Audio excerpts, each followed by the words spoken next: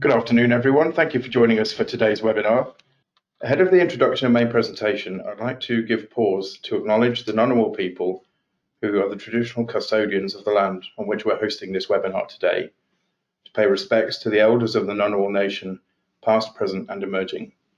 I extend this respect to traditional custodians of lands across Australia where you're connecting from, and to any Aboriginal and Torres Strait Islander peoples in attendance today.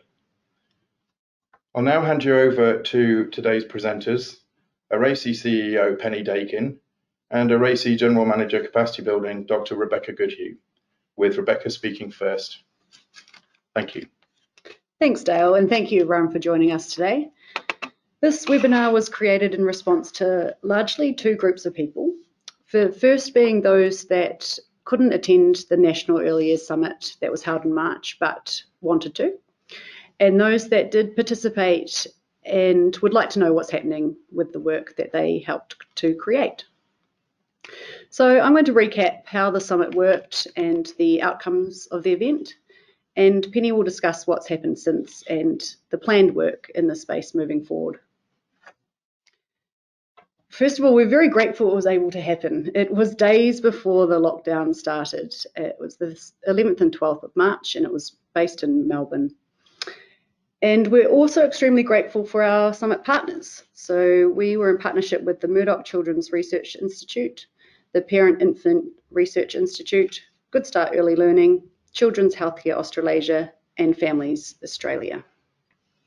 And if you'd like to know more details regarding our partners, the speakers, the sponsors, the program, please do go to the website shown here, the early-years.com.au. That's still live and has excellent viewing, like the introduction video on there. We attempted to follow summit principles as opposed to traditional conference concepts as we designed and implemented the summit. So the principles we followed were that summits need to involve people of influence and leaders, debate happens, solutions are proposed, old ways of thinking are disrupted, so breakthrough thinking is fostered, and all presentations are kept very brief.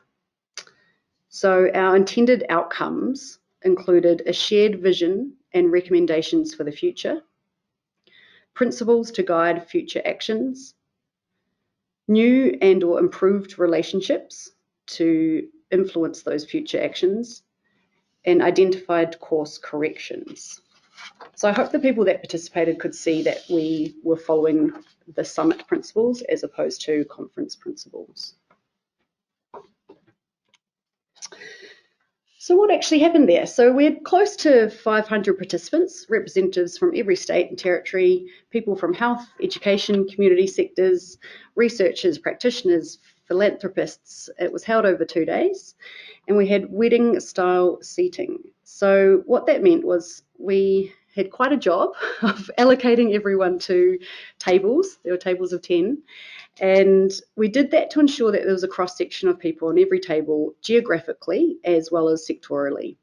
So not only did that increase network opportunities, it also meant we had differing perspectives on each table. At each table, we also had a thought leader. So the thought leaders facilitated table discussions, and there was a section on day 2 where the thought leaders were grouped into 4 groups and then spoke to a quarter of the participants in a dialogue circle format.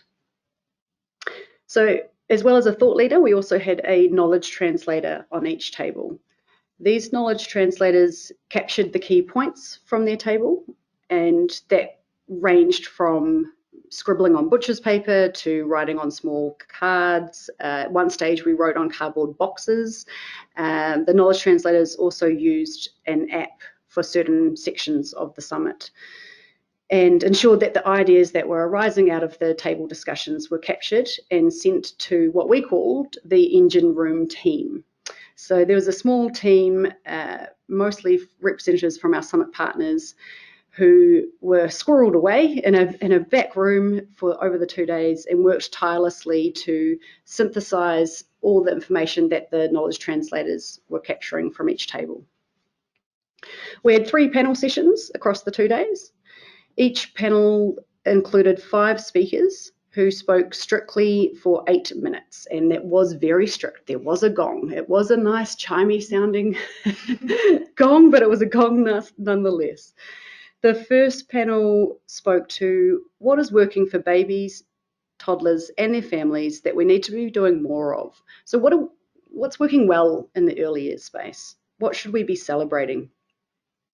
The second panel answered the question, if I wrote the blueprint, it would say. Now, a note here on the blueprint. So one of the main objectives of the summit was to create what we called a blueprint. There were many other terms and phrases used, but we ended up on blueprint, but essentially a national agenda, a plan that included priorities and principles that everyone in the early years sector could agree upon and could all be speaking from the same page. And the third panel answered the question, what is missing from the emerging National Blueprint 1.0, which I'll show you shortly. Excuse me. So that was the final panel, which was on the morning of day 2. On the afternoon of the first day, there was a section of priority identification. So remembering that these are the priorities that are going to create the national blueprint. How this worked was that each table was given an hour to come up with 5 priorities. So those priorities were written on cardboard cards and then given to the engine room team, who then synthesised, so it would have been 200 priorities, so 40 tables with 5 priorities coming from each table. The engine room team synthesised that into overarching principles and around 20 priorities. Once those 20 priorities were identified, all of the participants, so that's 500 of us, stood in the main room, used an app and voted in real time, a very democratic process, for their top 9 priorities out of the 20 that came from every table. So there was a ranking and ordering process happening here, and we could see that happening in real time on the big screens.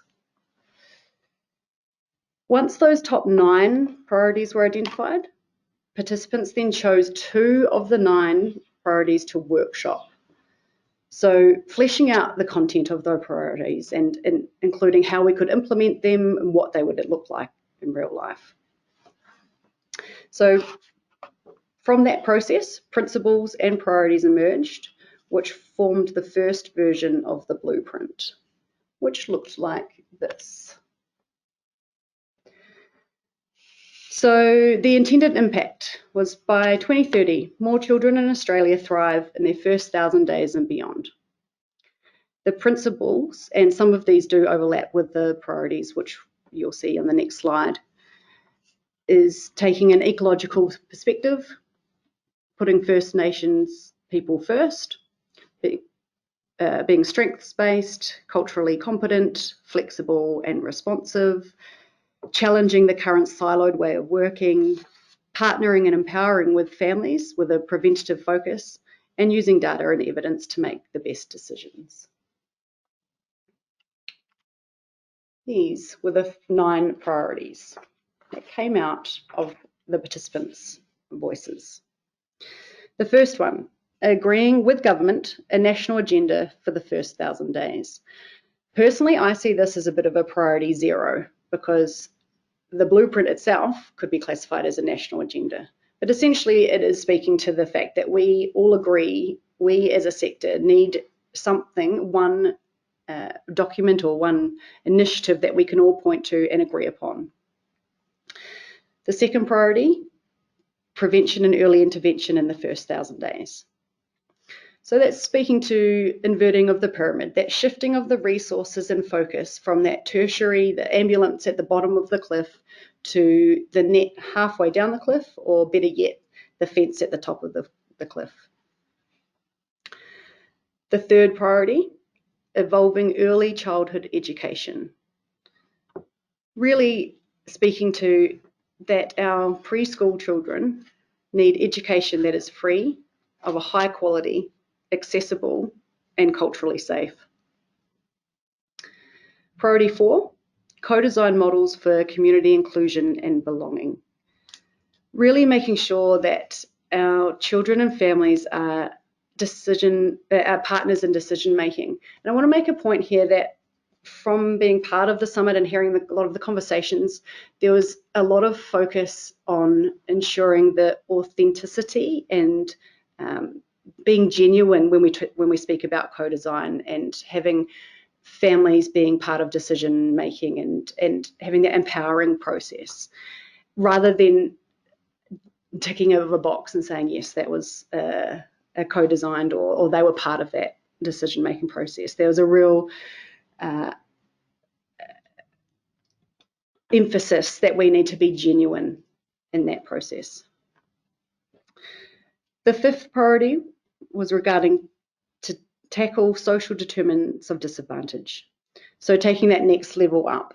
What are the core levers that we can lean upon regarding the drivers around determinants of disadvantage here, so that every child can have the same opportunity regardless of where they're born? Priority 6, putting first peoples first. Another way that was phrased is closing of the gap, but with a focus on young children. Priority 7, a game-changing public awareness campaign about the first 1,000 days. So speaking to really the shifting of the mindsets here for the public, but even more importantly for decision makers, to understand that crucial importance about investment, and I mean that in every definition of the word, investment into children and babies and toddlers in the first 1,000 days. The 8th priority was a funding reform in the first 1,000 days.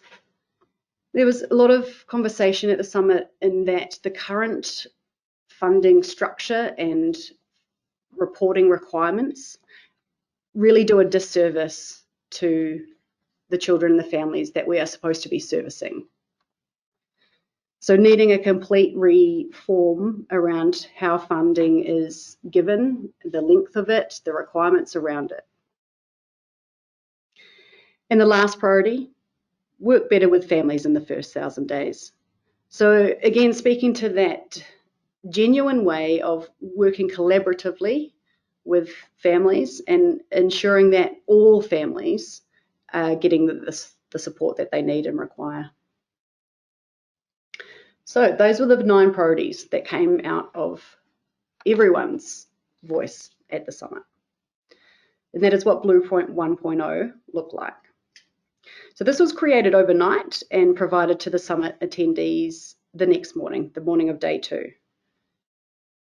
We had an artist in residence who captured the reaction to 1.0. You can see that up on your screens now. As you can see, it generally was not a positive reaction, and that is what we expected. There were comments around the language being exclusive, that it shouldn't be linear, that it was lacking passion and courage. What, from my memory, many comments on the day were to do with that there was a lack of anything new in this blueprint. It's the same old, same old. It's the things we've been hearing and saying for years, and that we really need a new structure and a new way of working to be able to make real change. So there were a number of activities where we captured and collated information from each table to create Blueprint 2.0, which is what you can see there. The response to this version was more positive. As you can see, it's less linear, there's more inclusive language, and we explicitly state that we need new ways of working and sharing power. So the summit wrapped up with the promise that this was not the end of this work. And clearly COVID-19 has affected the speed in which anything can happen, but the work does continue. So I'm going to hand over to Penny now to talk about how the summit work is making an impact and our planned work moving forward. Thanks, Bex, and thanks everyone for joining us today. I guess my first point would be to pick pick up on Rebecca's commentary about the impact of COVID-19, and particularly to acknowledge the difficult time that the sector has had. I particularly want to acknowledge the difficult time our colleagues based in Melbourne, and I know there are a few of you who are online at the moment, are experiencing as you go through your second lockdown. Just know that our thoughts are very much with you.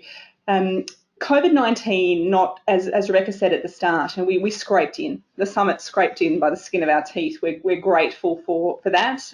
We're grateful that everyone stayed and we didn't lose anybody into the second day, despite the impending concern around the pandemic. So thank you to those online who were at the summit and who chose to trust us with your health and safety and stay for that second day as well. We have been very mindful that the impact of the pandemic has not only impacted ARACY's ability to, and our partners' ability to action things that came out of the summit, but one of the things that we've also has been really forefront in our minds has been the need for the sector to actually respond to the issues that have arisen out of the pandemic as well.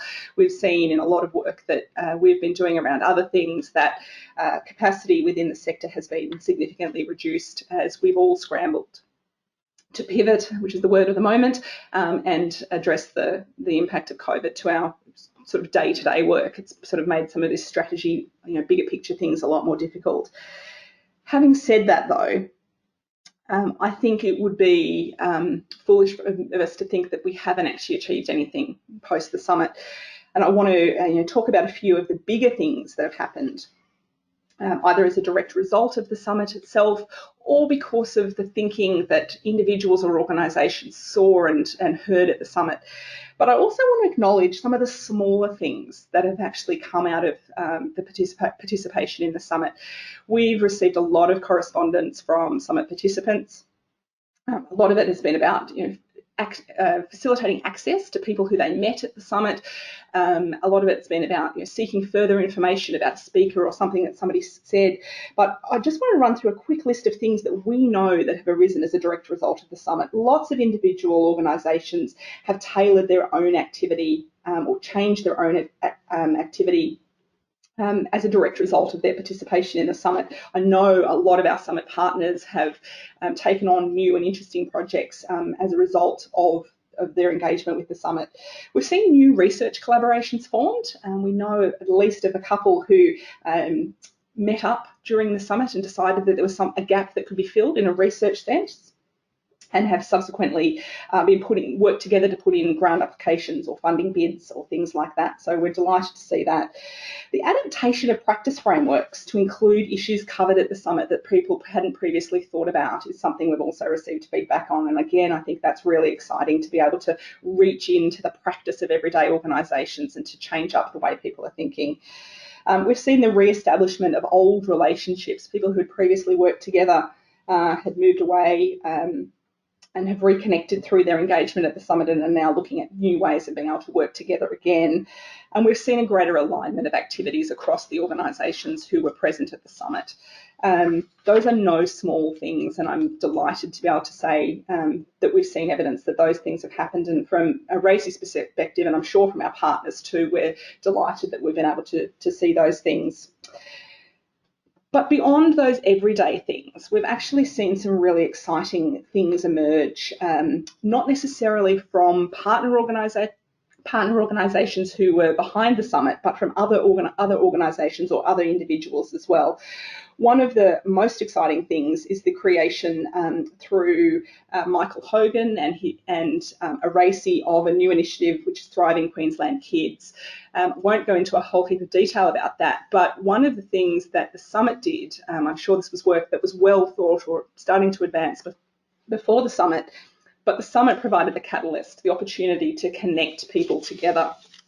And that work is moving on apace. And if you're interested in knowing more, if you're Queensland based and you're keen to understand what's happening in Queensland, please feel free to reach out through any of the contact information that will be available at the end of the summit. One of the other things that has emerged both as a result of the summit, but also the immediate move into COVID after that, was group of people coming together around understanding the impacts of COVID-19 on children and families with a disability. Next week, ARACY is hosting, in partnership with CIDA, a virtual roundtable on research into the impacts of COVID-19 and children and young people with disability. That roundtable has emerged really as a direct result of partnerships and knowledge that was shared and exchanged at the Early Years Summit. Again, whilst there's no specific focus on that work on the first 1,000 days, the summit has been a catalysing agent in those advancing those partnerships.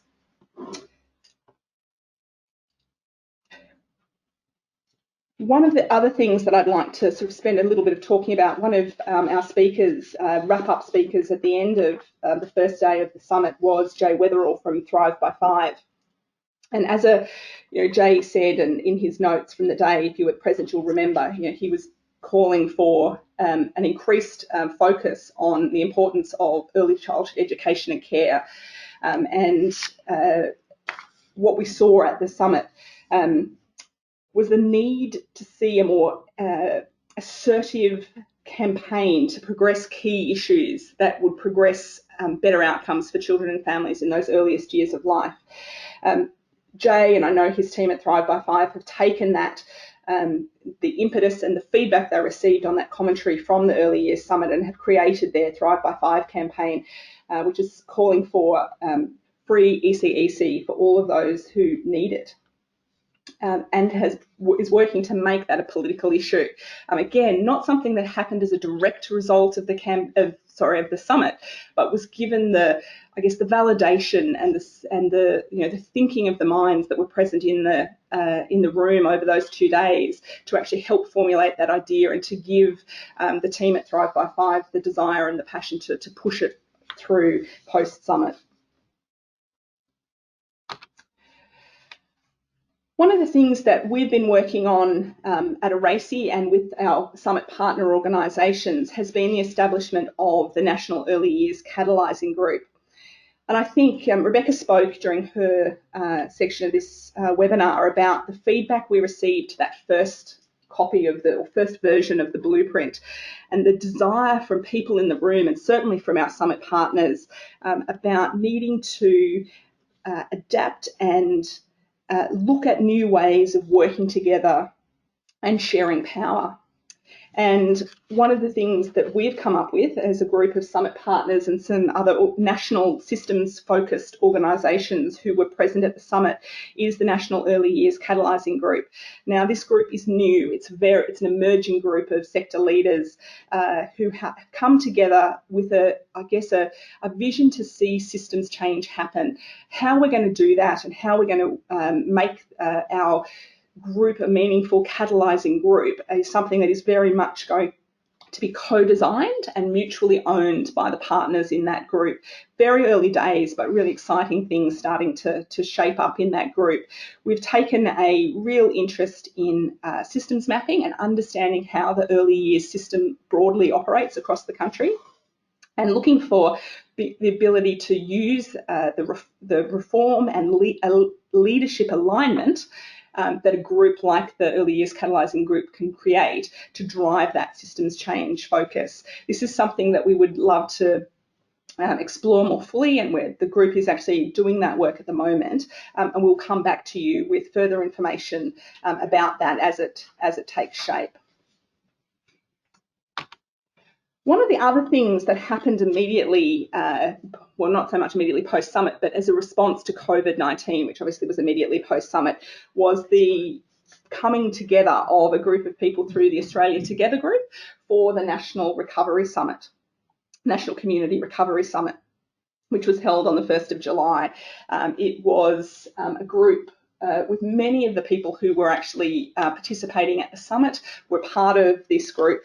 And the vision for Australia Together was to talk about how COVID-19 had changed the way our communities and our key issues that were sort of present in our society could be responded to, and how we could address the changes that have been caused by COVID-19, and how we could build back better from COVID-19, not just bounce back to the way society was before.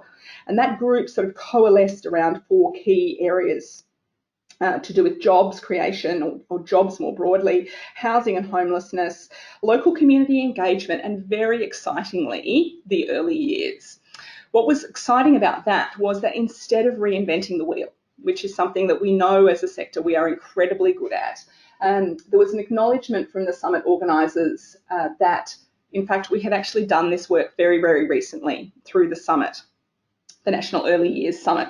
And so they approached ARACY and some of our summit partners in order to capture what we had learned already from the National Early Years Summit and to be able to use that to inform the thinking for the thought piece that was put together for the National Community Recovery Summit.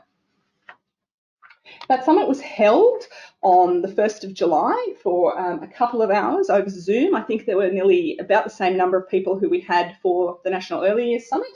About 450 to 500 people were online for a Zoom event. I'm very glad we didn't do the National Early Years Summit over Zoom, I can tell you right now. We came together and discussed many of the issues that were facing Australian society as a result of COVID-19. And then we split into groups to talk about those 4 priority areas. So the early years group came together and formed a high-level statement about where we needed to make investments in order to drive best possible early years outcomes as a response to COVID-19. And that high-level ask was, let's start with immediate action to reform the early learning and childcare system. This was happening at the same time as the changes had been made to early childhood education and care. Free ECEC was available, and the sector was keen to try and see that change made permanent. So as you can see, the call was for free care for all young children who need it, and the integration of early learning, health, family support services and schools to enable a line of sight and support for kids from birth. Beneath that sat some really exciting asks that I think, if you can cast your minds back to the priorities that Rebecca identified in the first part of her talk, were 5 major areas of action. Those were identified as putting First Nations people first, respect cultural leadership and strengthen the capacity of Aboriginal community-controlled organisations to improve well-being of children and their families. We also wanted to ensure access to high-quality universal services, including access to affordable high-quality early childhood education and care. As first steps to a new system, extend free childcare indefinitely and expand universal access to preschools for all 3-year-olds. There was a call to tackle the social determinants of disadvantage, including ensuring income and housing support is targeted to eliminate child poverty as a national priority in the wake of the COVID-19 pandemic, and invest in localised collaborations, especially in disadvantaged locations. There was also a call to establish a national cabinet agreed 10-year national partnership agreement on thriving children, and a national council on thriving children, focused on prevention and early intervention starting in the first 1,000 days. We also asked to improve the collection and reporting of data to drive improvements in and accountability for outcomes for children and young people. And those asks have been attributed in all the National Recovery Summit documentations to have been derived from the priorities and principles that were agreed at the National Early Years Summit. So as you can see, this is quite a breadth of things that have arisen either directly or indirectly from things that happened at the National Early Years Summit. And in light of the challenges that we've all faced, where the urgent has really gotten in some ways in the way of the important, I'm pleased with the efforts we've been able to make. There are, however, more that we have to do and more that we can do as a group of people who are interested in the early years, both what we are adoringly calling the summiteers, the people who participated in the National Early Years Summit, and people who weren't able to be there but continue to be interested in driving this agenda forward. And there are a variety of ways that we can do that. Rebecca, would you like to talk about the Engagement Hub? Sure. So if you go to the next slide. Yeah. Thanks, Penny. So ARACY is using a platform called Engagement Hub to engage our summiteers and anyone else who is interested, as Penny mentioned, in our research projects. One that is purely focused on the first 1,000 days, the National Early Years Collaboration. We are going to be putting out a document in the near future on Engagement Hub, which will cover the thinking that has moved post-summit and posing some questions to the summiteers regarding what their thoughts are in terms of, did the work that rose out of the summit, does that resonate with you? What's missing from there?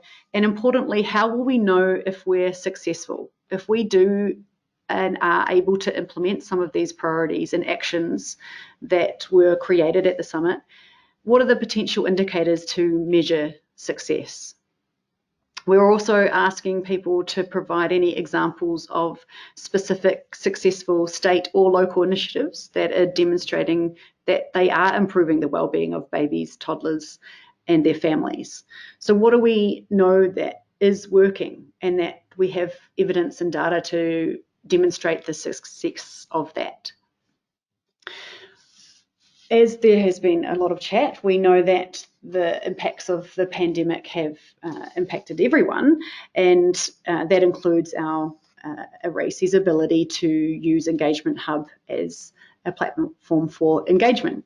So thank you everyone for their understanding and patience, but we will be using that moving forward. And if you haven't already registered, then please do. There's a link on the slide at the moment that shows you how you can the link to the registering page for Engagement Hub.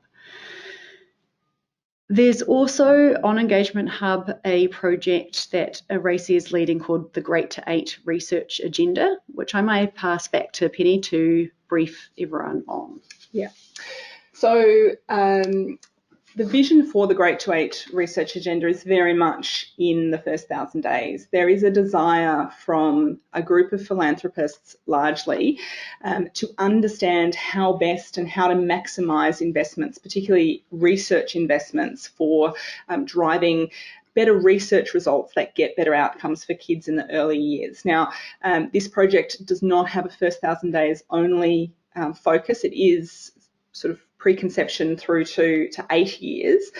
But what it's seeking to do is try and establish an agreed set of national priorities, research priorities that funders can fund to, and ideally researchers can research to. We're trying to create a virtuous cycle of identifying the questions that we need answers to, giving those to the people who are able to direct their funding appropriately, allow people who do research to understand what these priorities are so that they can direct their research attentions to these identified priorities to create the answers to the questions that started it all off to begin with.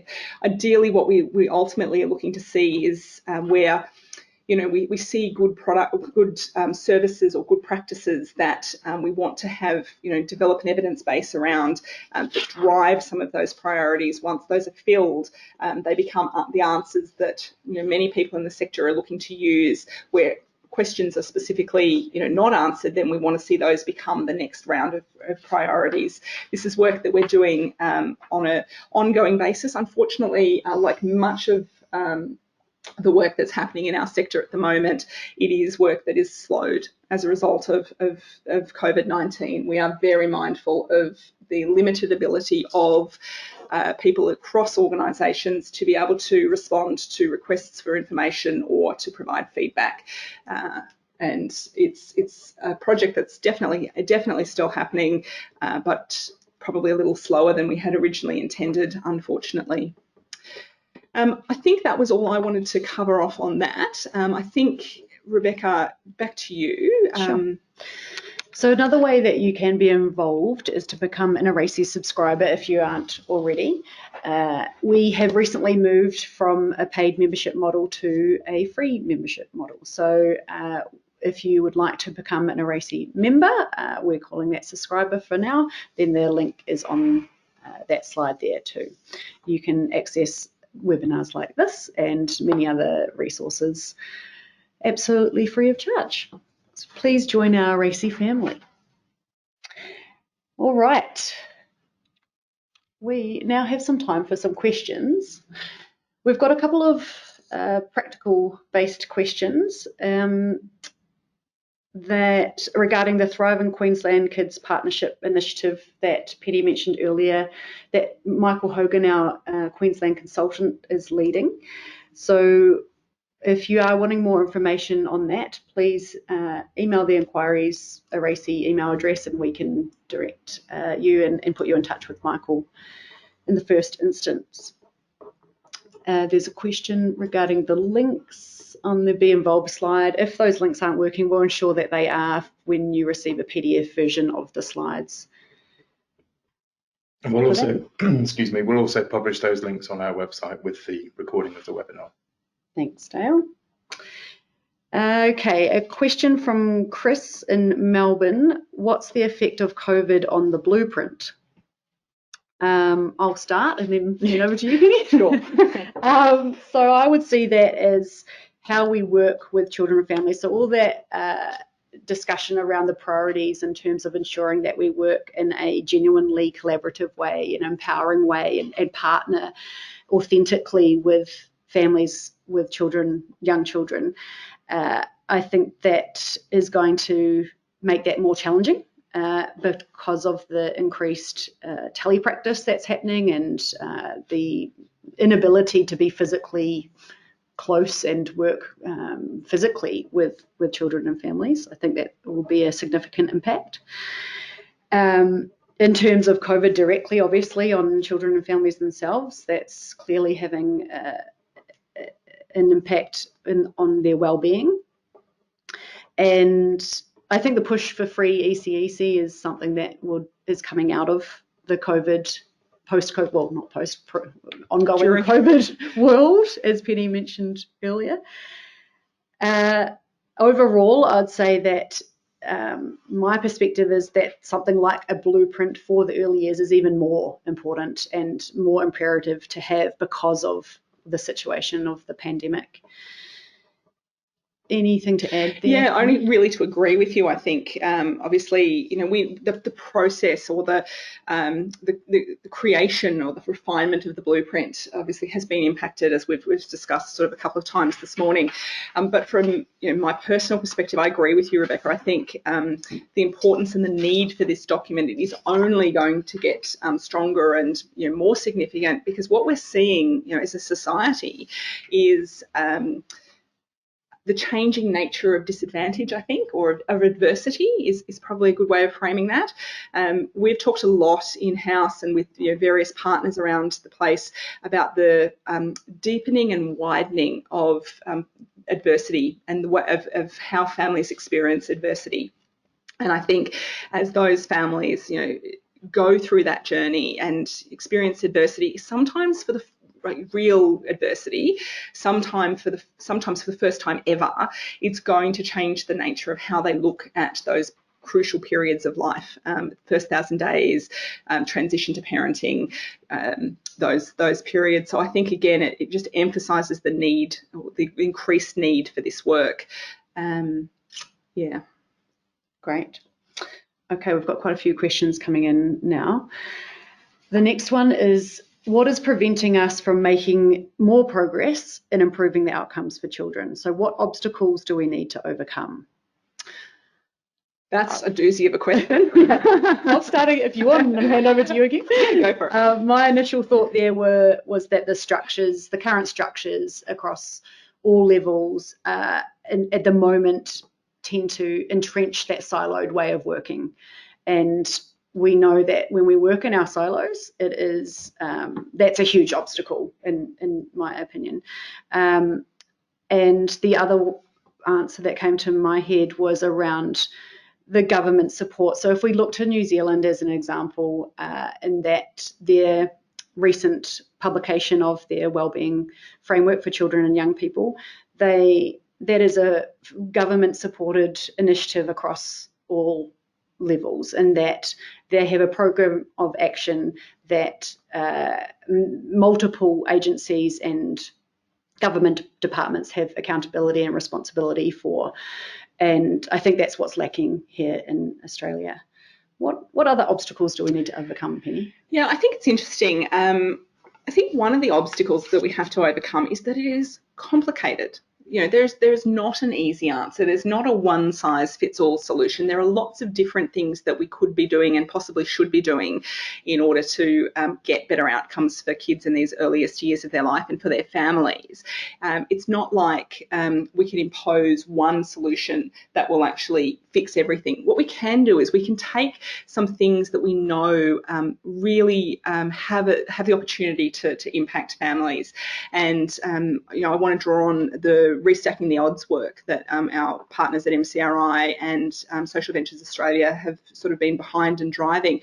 And it found that there were some really big, good things, including high quality ECEC programs, like high quality sustained nurse home visiting, that actually, you know, we could be doing more of those things. Those things are actually within our reach now. We have the capacity to get behind the things that we genuinely know work and actually do change the trajectories of kids and give them better outcomes. And we're just not getting behind those things. And I think, you know, one of those things is, you know, getting behind some of those things. Okay, great. A question from Natalie from Queensland regarding timeframes. Do we have any idea around the timeframes for implementing the blueprint collectively? Look, I'd love to say yes. I think I don't. I know I have to be really honest with that. I think we are in very much a moving feast at the moment. I think we do have a responsibility to engage with government. And there are a lot of, I'm sure there are lots of, I hope there are lots of government contacts online, and I hope that you know, we will get to this work. But right now, it's very difficult to get the amount of attention that driving this stuff forward needs. I think from, you know, partner organisations, whether they're a summit partner or broadly, all the organisations who we would see as potential partners and collaborators are busy. There's a lot going on, and I can't commit to a timeline. I know how busy we are at ARACY trying to respond to the events that are happening in the world around us, and I don't want to use COVID as the catch-all, you know, can blame everything that's not happening on time on COVID, which I know is something that is happening at the moment, but it is a reality. So I can't commit to a timeline at this point. I'd love to be able to. Okay, thanks, Penny. Next one is from Geraldine. How are we holding governments accountable for their role in improving outcomes for children? Oh, Geraldine, what a question. I'm going to leave that to you. To be honest, I don't think we are. And I think that's, you know, I don't know if that's not for want of trying. I don't know, people may recall before the lead up to the last election, ARACY released a policy document, and we titled it, They Don't Vote, But They Do Matter. And we did that, and we did make that document available to not only all of the existing, you know, members in both the House and the Senate federally, but we made it available to all of the candidates standing in every seat for the last federal election. And I can count on one hand the number of responses we had from people, both in the current parliament and from candidates. Some of it was really supportive, but, you know, a lot of it was just an acknowledgement that it had been received. So I don't think at this point we're actually spiking the interest of people in parliament. I think when we did on the second day, Amanda Rishworth, the opposition spokesperson for early childhood, made a short pop-in at the summit, and we did a quick Vox Pop interview. Kerry Graham facilitated a Vox Pop interview with her, just a spur of the moment opportunity. It was great. And she said what we haven't done yet as a sector is we haven't made clear the political cost of not taking action in the early years. We haven't made it more politically unpalatable to do nothing. than it is too palatable to do nothing. It's too easy for politicians to do nothing or to respond through glib responses or short things that aren't evidence-based, or those things are too easy for the moment. And I think that some of the work that's happening through the campaigns that are happening out there at the moment, through Every Child, through Family Matters, the work that's emerging at Thrive by Five, the Everyone Benefits campaign, all of that work has tried, and I hope is about to try, and really make those the political realities of not taking action much more apparent to our politicians. And I hope that will drive a greater sense of accountability. Great, thank you. Next question is from Jeff regarding a Great to 8 specific question. Which philanthropies are supporting Great to 8?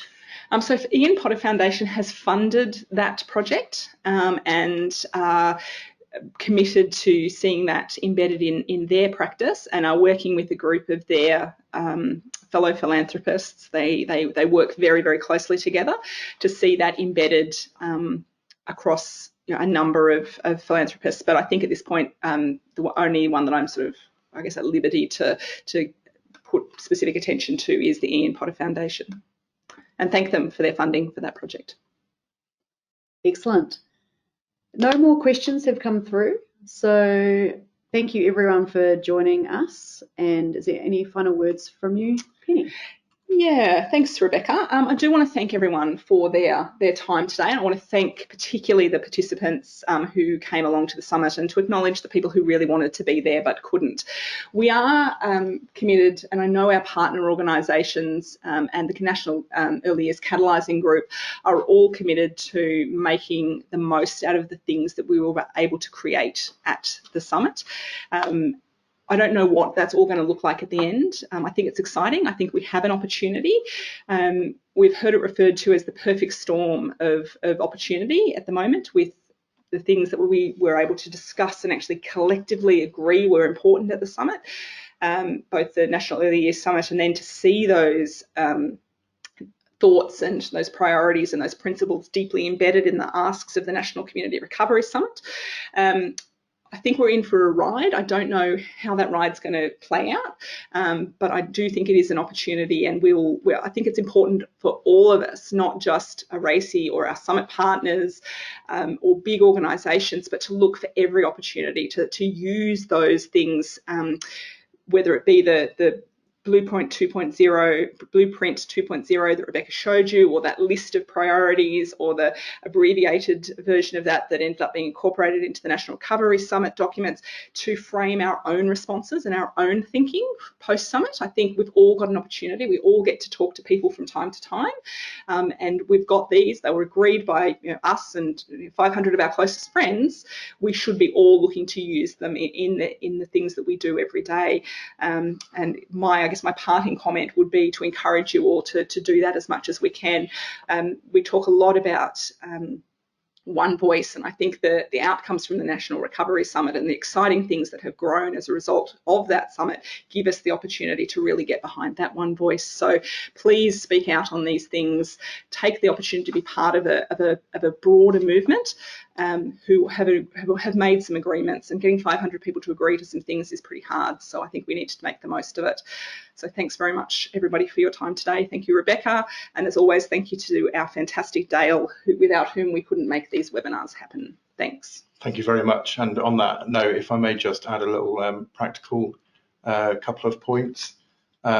As Rebecca mentioned, if you'd like to stay in touch with us, please register at the ARACY website for our newsletters and other benefits, and to collaborate, as we all want to do post-summit, please register at engagement.aracy.org.au. There'll be a register button there.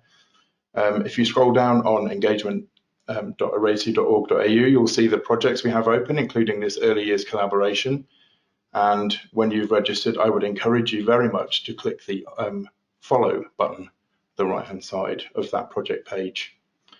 I'd like to add my thanks to those that Penny made. Thank Penny and Rebecca for today's webinar, not just for today's webinar, but for the passion you've put into the summit and the early years movement. I'm sure that passion is driving a lot of ongoing collaboration, and I, for one, very much appreciate it.